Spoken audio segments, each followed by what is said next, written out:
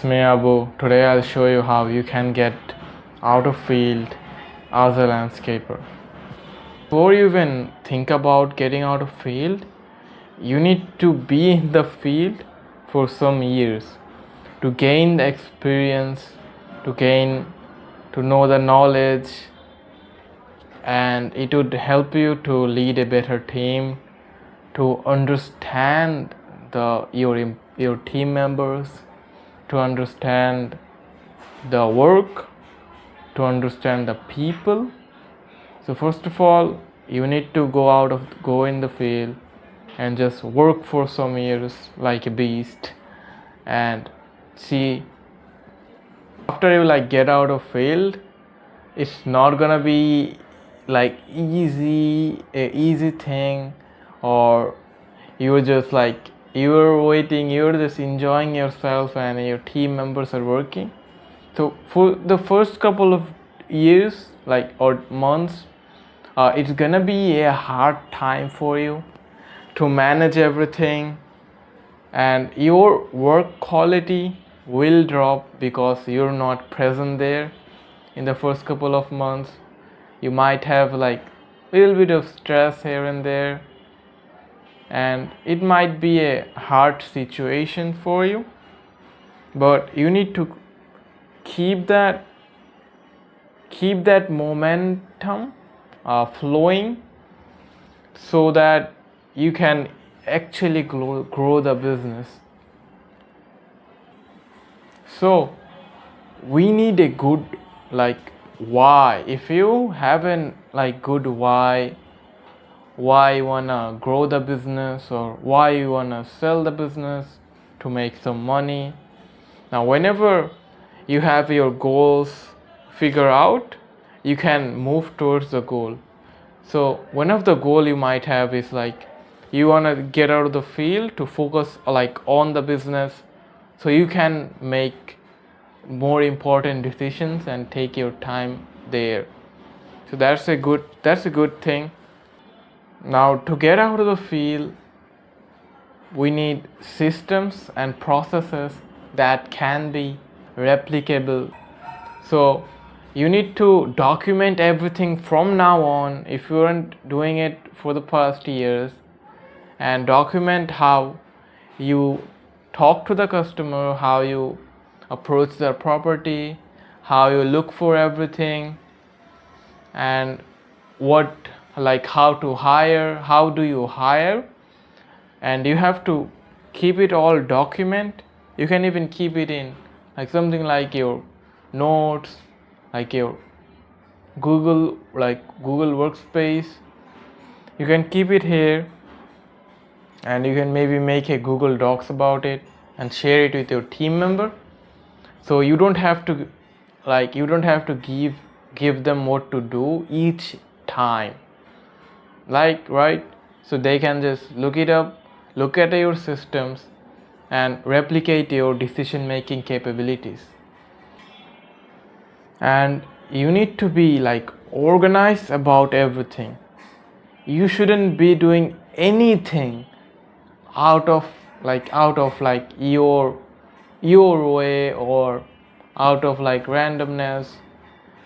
It should be all tracked.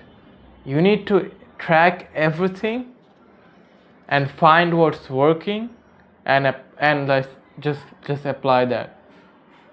We don't want to be testing random things here and there to our sales script here and there. No, that's not gonna work.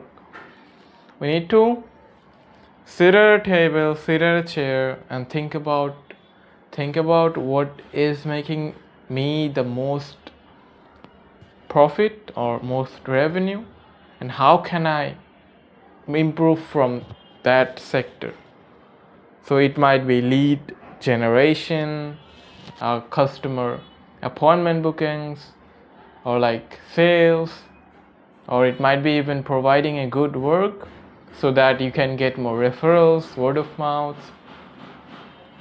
Now everyone can provide good work if they know it, but we need to make them feel an experience that they never had before. Which brings me to my next point is the work rate might drop after you have get out of the field for some months or some weeks, but you need to stop stressing yourself out and focus on how you can improve, how they can improve without you being there. So basically, to kind of summarize it, you need to be in the field and document everything, and so that it's so that your team member can replicate it. And you need to keep in mind that it's gonna be hard, but we need to systemize before we delegate. That's the number one thing you should keep in your mind. Systemize before you delegate. So after you have these three things kind of right, you can move forward to actually thinking about your next steps and how you can what is the right time. The right time is the time that you feel like that your employees can work without you.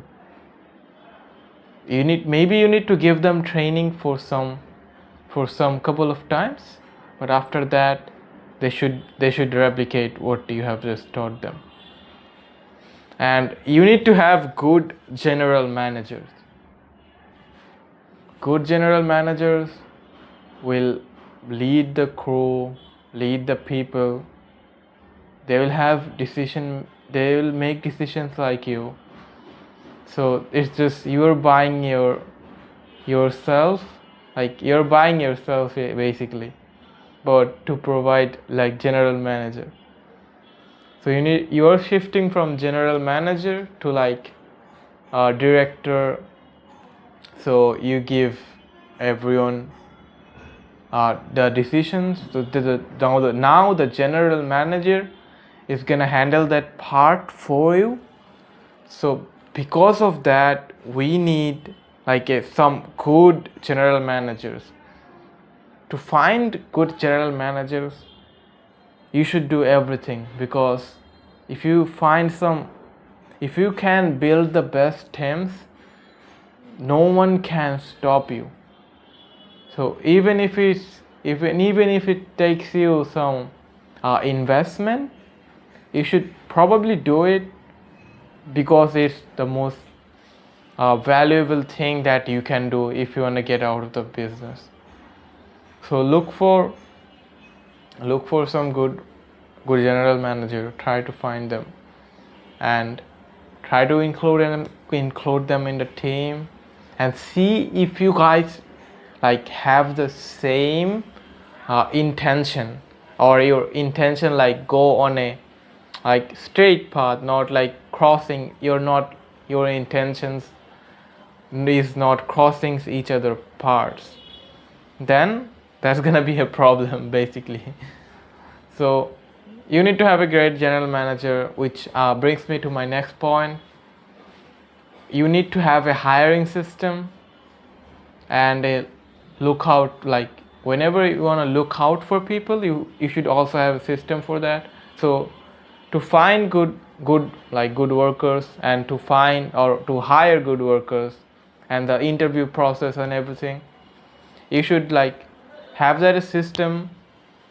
Go to your computer, what do you look for whenever you are interviewing someone, or whenever you are looking for someone? What do you look in them that makes you want to hire them, and if they have the trait or not, and write it down. So when you want to make it also a big shift, you can hire someone to do the hiring for you.